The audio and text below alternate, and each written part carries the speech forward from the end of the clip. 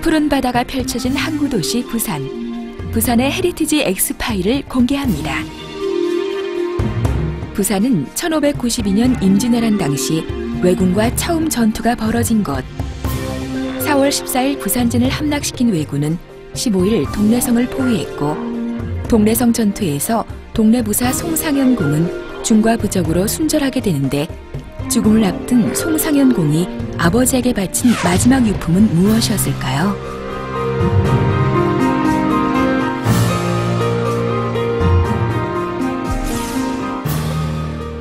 임진왜란 때 목숨을 잃은 93분의 위패를 모신 충렬사.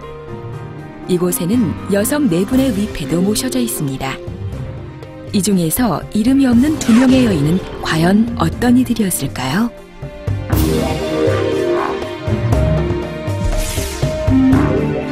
조선시대 동래부사가 있던 동래부 동원은 일본과 외교, 또 방어를 위한 중요한 곳이어서 규모가 다른 고을에 비해 컸다고 합니다. 그런데 지금 남아있는 것은 건물 2채. 이렇게 규모가 작아진 것은 어떤 이유에서일까요?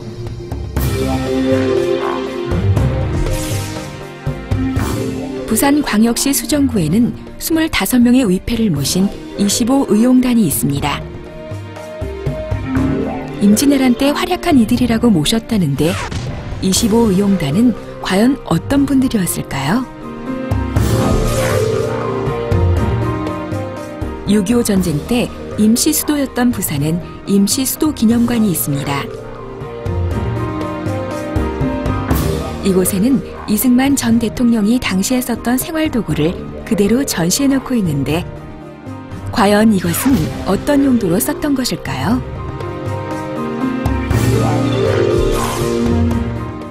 이렇게 재미와 의미가 있는 우리 문화유산의 X파일 속으로 떠나봅니다.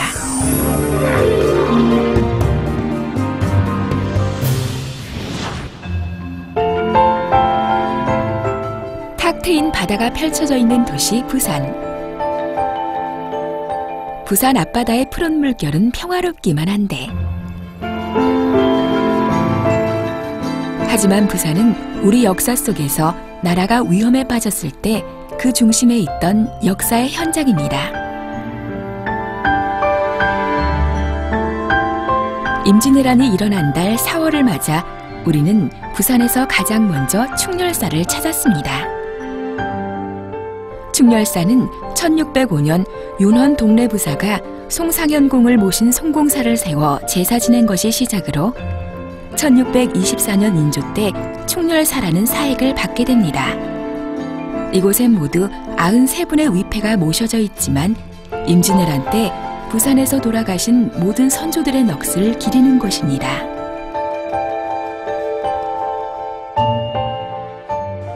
충렬사는 송상인 임진왜란 때 돌아가신 동래부사 송상인공을 위패를 모신 것입니다.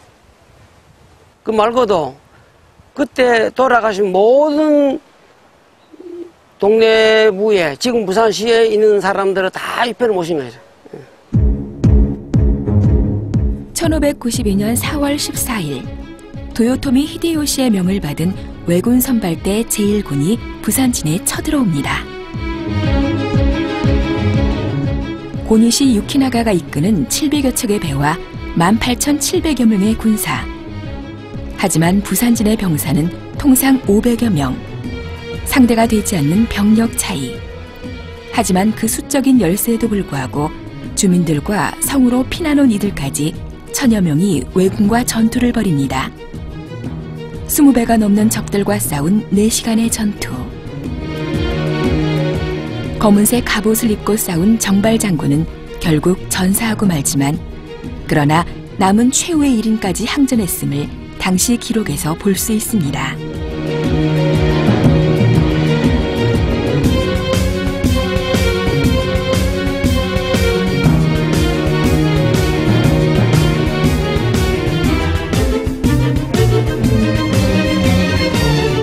임진왜란이 끝난 후 외장 평주시는 통신사 황신에게 부산진에서 크게 좌절했다라고 하며 정발장군이 용감하게 싸웠음을 회고합니다. 다음날 왜군은 동래읍성을 포위합니다. 싸울 테면 싸우고 싸우지 않으려면 길을 빌려달라. 이런 왜군의 글에 송상현 부사는 싸워 죽기는 쉬우나 길을 빌려주기는 어렵다는 답을 쓴 목판을 던집니다. 당시 동래부의 전투 상황을 그린 동래부 순절도.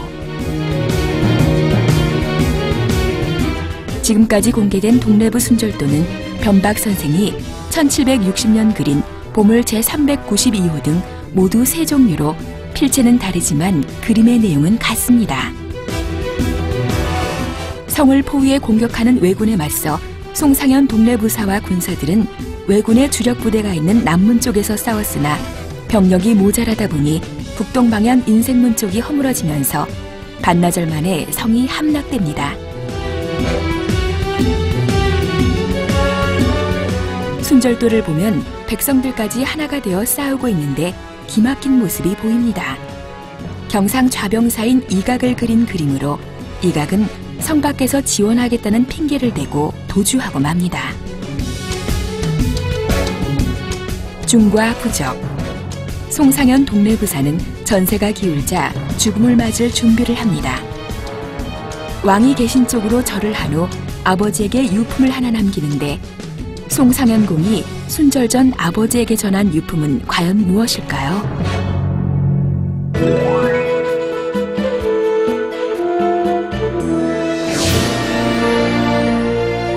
송상현 부사가 남긴 것은 시 한 수를 적은 부채.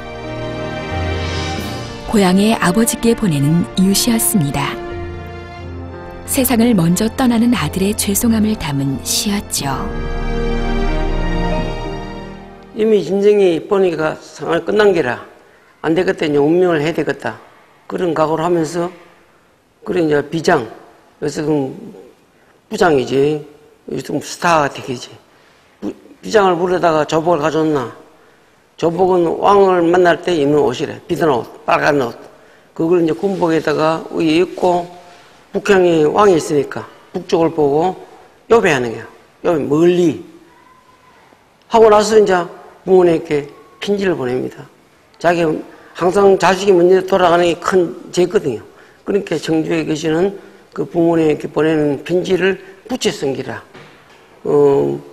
고성 오르는 외로운 성은 달무리가 쐈는데, 이 말은 동래읍성은 일본 군사가 둘러싸고 있는데, 여러 진에서는, 여러 진의 부대, 군대에서는 왜 높은 벽을 베고 있느냐, 평화롭게 자고 있느냐, 응?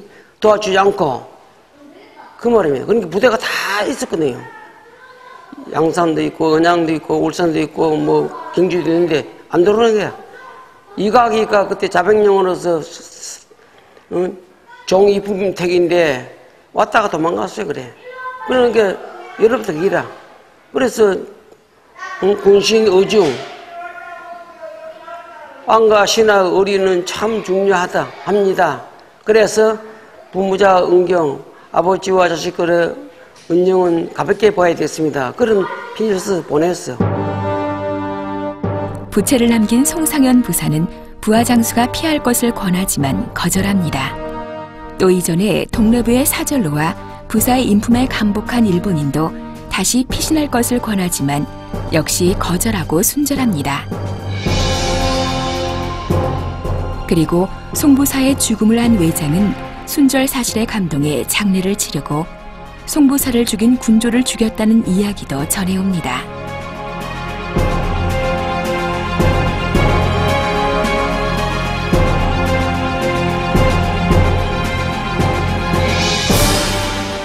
이렇게 왜군들마저 저리의 존경을 표한 송상현 부사였지만 당시 조선 정부는 2년 후에야 송상현 공의 죽음을 공식 확인할 정도로 무능했음도 기록에서 찾아볼 수 있습니다.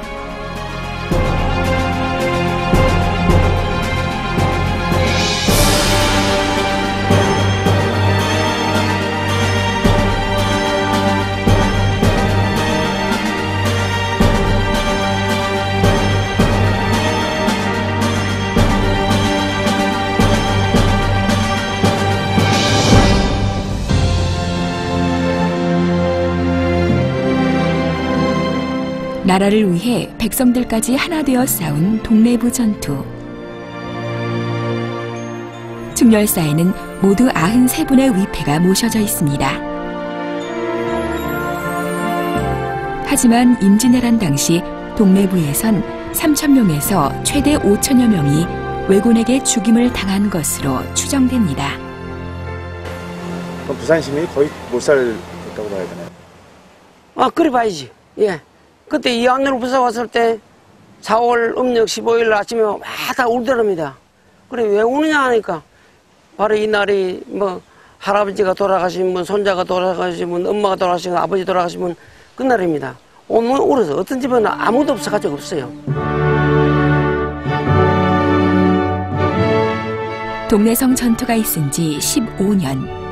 긴 시간이 흘렀어도 백성들의 아픔은 계속됐고 15년 후 부임한 이한열 부사는 그 상황을 시로 남겼습니다.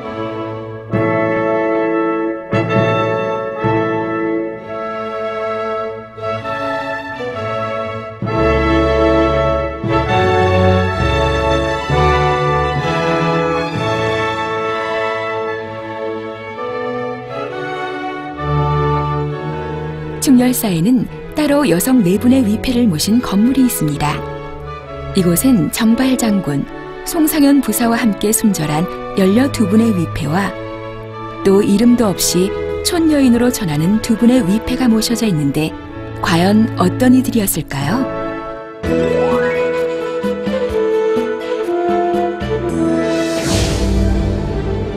이 두 여인은 동래성 전투 당시 지붕에서 기와로 왜군과 싸운 여인들입니다. 군인과 모든 성민이 모여가지고 막 싸우는데 여인 2분이 기와 집에 올라갔는 거야. 가가지고 기와를 뽑았어. 무기 없으니까. 일본 사람 조총 있지. 우리는 무기 없지. 뭐 소조랭이고 괭이고 칼, 낫, 빽 없거든. 그러니까 올라가가지고 기와장을 뜯어가지고 주니까 남자가 던졌어요. 일본 사람이 3사람 죽었대. 나중에 전 여인의 2 어머니가 왔는데 보니까 자기 딸 죽었다랍니다. 그때는 뭐 누가 시켜서 한 거야 이거. 응? 마음에서 우러나고 저절로 한 거야. 싸우기 위해서. 응? 지붕에서 왜군의 조총에 맞서 기와를 던져 싸우는 여인들의 모습. 나라가 위기에 처했을 때면 늘 나오는 민초들의 모습입니다. 충렬사는 효종 때 송상현 공의 충절을 본받고자 강당 등을 지어 안락사원이라 했는데 하지만 일제강점기 일제의 방해로 허물어진 것을 일부 복원한 것입니다.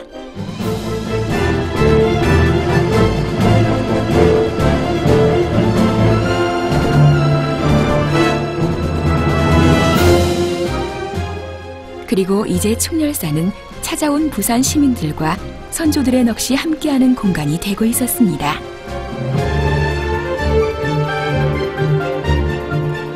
충렬사에서 나와 다음으로 찾아간 곳은 동래부 동헌.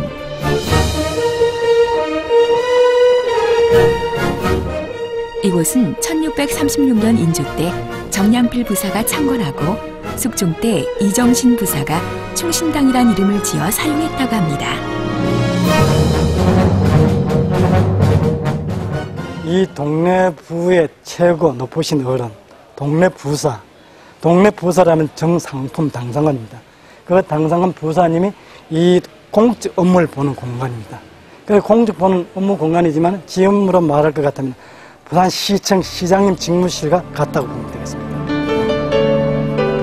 충신당 안으로 들어가 보니 전시장으로 꾸며져 있었습니다. 그럼 조선시대 동래부 동헌의 모습은 어땠을까? 옛날 모습을 재현한 모형을 살펴봤는데 건물도 많고 규모도 상당히 큰 것을 볼 수 있습니다.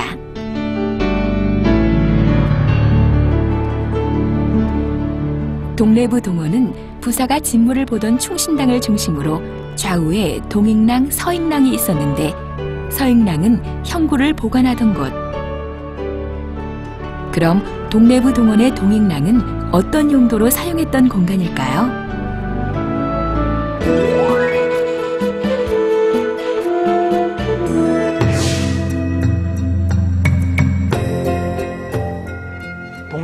동익랑은 다무아들 차를 끓여가지고 오시는 손님께 접대하는 곳입니다.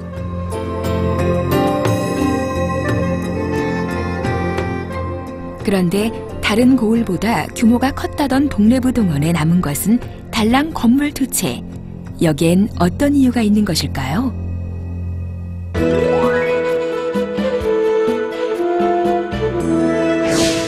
저기 양산 편입이 돼가지고 보건소로도 활용하고. 이 건물이 이제 보건소였다는 예. 말씀이시죠? 그리고 일제 강점기 때는 이 전에는 양쪽이 방이었는데 양쪽이 마루만 가운데가 마루가 양쪽 방이었는데 방을 없애고 일제 강점기 때 방을 없애고 동네 분층으로. 동원 앞을 보면 작은 돌비석이 하나 서 있습니다. 독진 대하문터. 이곳이 동래부 동원의 부속 건물인 독진 대하문이란 대문이 있었던 터였음을 알려주는 비석입니다. 그럼 독진 대하문은 어디에 있을까 찾아가 봤습니다.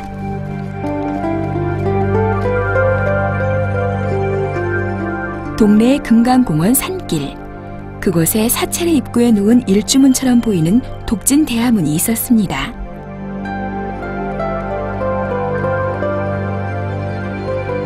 효종 때인 1655년 경상 좌병영 경주 진영에서 동래부의 군사권이 독립되었음을 알려주는 현판.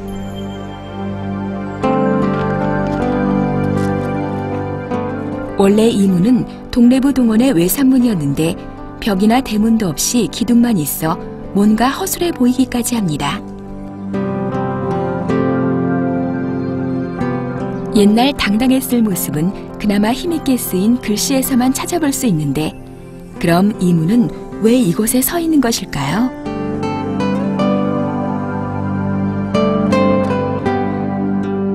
그것은 일제강점기 일제가 시가지 정리라는 명분으로 옮겨놓았기 때문입니다. 아무 연고도 없는 곳에 놓인 문. 우리 근대사의 아픈 상처인 셈이죠.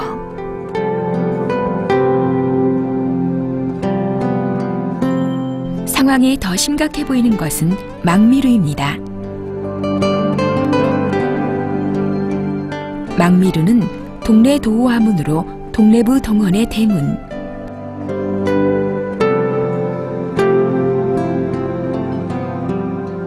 옛날에는 누각위에 큰 북이 있어서 문을 열고 닫을 때와 또 낮 12시 정오를 알리는 시계 역할을 했다고 합니다.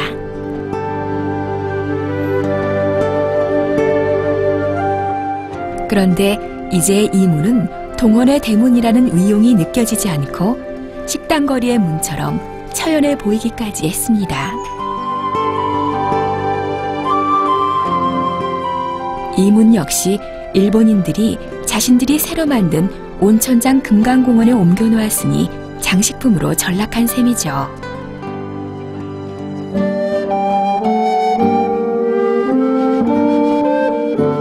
망미루에서 조금 더 걸어 올라가면 동래성 전투에 아픈 상처가 있는 곳이 나옵니다. 임진동래 의청은 송성현 공과 함께 동래성을 지키다 장렬히 순절한 민관군의 유해를 거두어 모신 곳.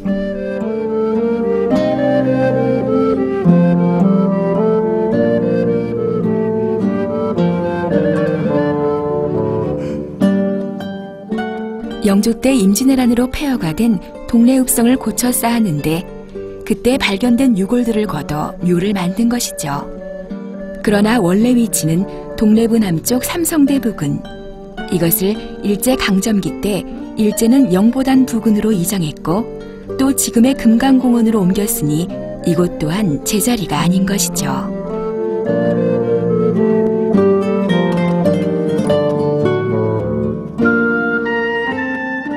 부산에서 수영구를 찾아가면 만날 수 있는 곳 25의용단. 이곳 역시 임진왜란의 상처가 있는 곳입니다.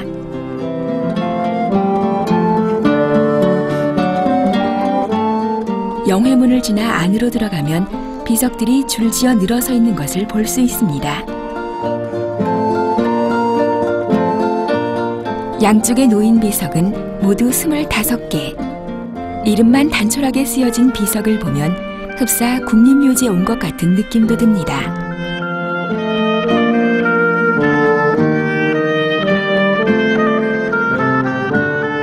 의열사 건물 안으로 들어가 보면 역시 25개의 위패가 놓여 있는데 25의용단에 모신 이들은 어떤 이들일까요?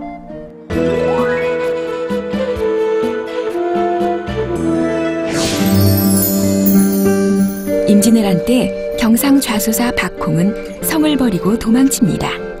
그리고 수용성에 들어온 왜군은 7년 동안 약탈과 사륙을 일삼는데 여기에 맞서 좌수영 수군과 양민 25명이 모여 결의를 하고 유격전으로 싸웠던 것이죠. 그러니까 지금의 게릴라전으로 왜군과 싸운 25명의 용사들인 것이죠.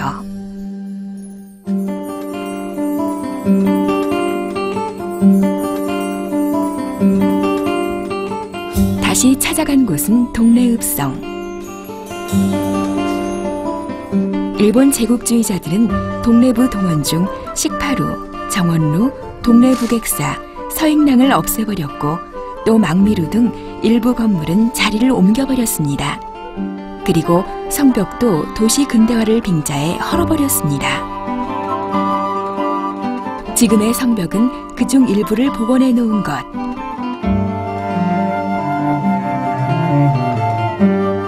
이곳에서 임진왜란 때 나라를 위해 목숨 바쳤던 이들의 정신을 느껴볼 수 있게 돼 다행입니다. 동래읍성 북문 앞에는 비석이 하나 서 있습니다. 영조 때 임진왜란으로 폐허가 된 동래읍성을 고쳐 쌓고 그 기록을 적어놓은 내주 축성비. 이 비석도 일제에 의해 자리가 옮겨진 것을 지금 자리로 이전해 놓은 것입니다. 이 비석 앞을 지나는 이들 중 이런 아픈 사연을 아는 이들은 얼마나 될지 궁금했습니다.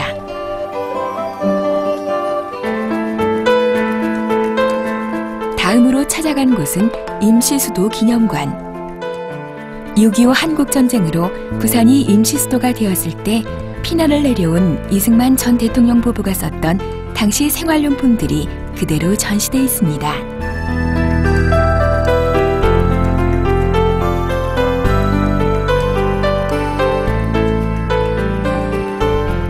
이곳은 일제강점기 때 경상남도 지사의 관사로 사용된 곳. 일제의 수탈과 착취의 중심이었던 조선 총독부.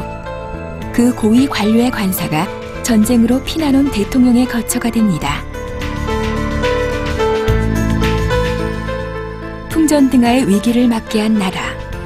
전쟁의 공포에 국민을 휘말리게 한 대통령은 이곳에서 무슨 생각을 했을까요?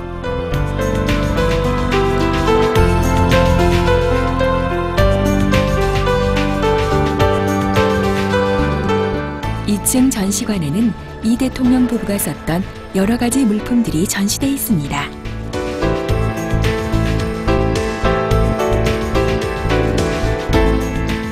이승만 전 대통령이 친필로 쓴 편지도 보이는데, 그런데 이승만 대통령은 이 물건을 어떻게 썼을까요?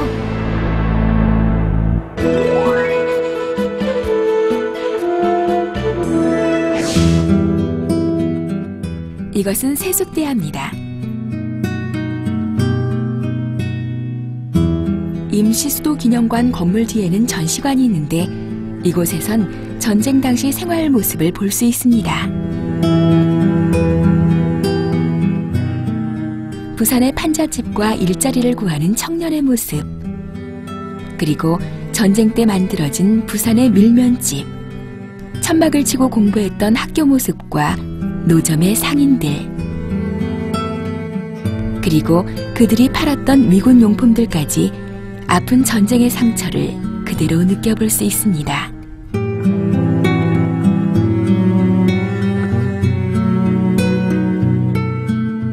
이렇게 부산으로 떠난 문화유산 여행은 나라의 의미를 다시금 생각하게 합니다.